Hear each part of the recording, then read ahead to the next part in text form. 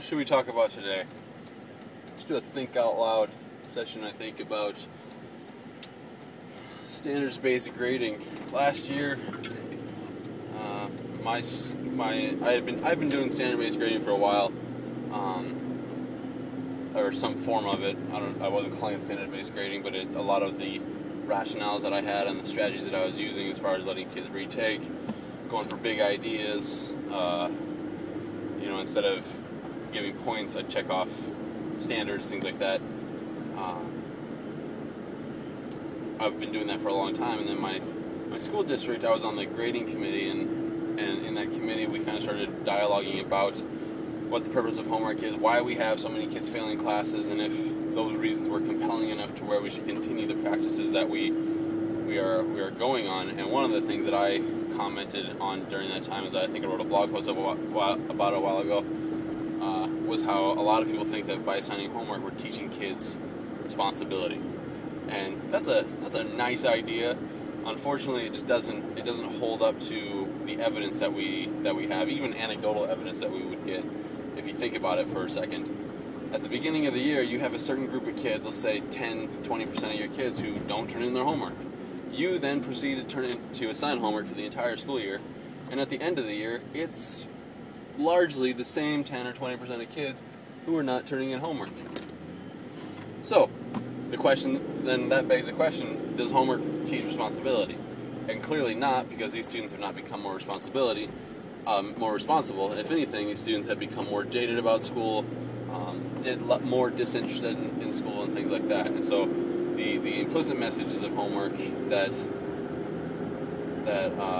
learning is a matter of practice, I think can be problematic. But there are good kinds of homework, and so I'm not necessarily negative on homework. But also, one other compelling argument that we talked about was we always liken things to sports.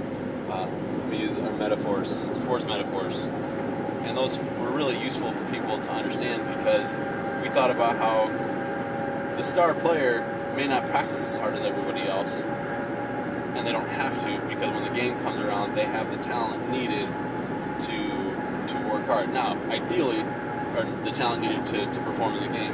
Ideally, we want kids to do both, to have the talent and to work hard.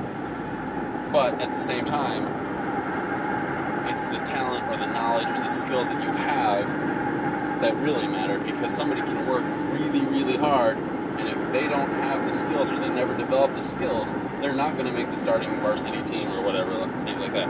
Now, that gets into a whole debate about whether or not we should promote competition in schools, or, and that is linked to our whole capitalistic society, and we're not going to go down that road right now. Anyway, so back to standards-based grading. I wrote a post recently about how I'm seeing a lot of people talk about standards-based grading, but I have some concerns in the way that people are talking about it now. They're talking about it the same way that a lot of people talk about technology, where, and I've written about this in my previous posts, and some comments I left to some people articulate the same ideas. What happens is the shift in our thinking about standard-based grading is changing. Instead of reflecting our deep desire to help kids learn at higher levels and to assess them more authentically, it's beginning to become the next big thing.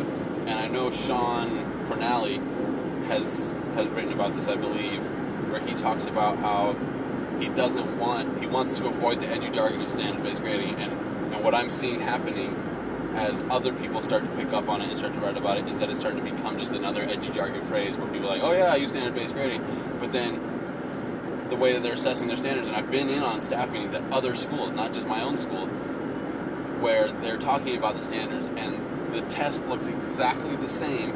All they've done is aligned the test to these new standards, and so nothing has changed, not a single thing. The teaching is still very didactic. It's worksheets. In the science laboratory, it's still step-by-step cookbook labs. But what they're doing is, instead of saying you get 40 out of 50 points on this, they're saying you meet these 4 standards instead of all 5 standards. And so really there's a standard, but the actual assessment, the actual teaching has not changed at all. And so the reason that I'm raising these issues is because if we don't change the teaching, and if we don't change our attitude about what it means to learn and how we help kids achieve these high levels of learning, labeling our practice as something different doesn't actually mean anything. What we really need to do is do the very difficult, reflective work of analyzing what do I think learning is, and is that a good definition of learning? Should that definition of learning inform my practice?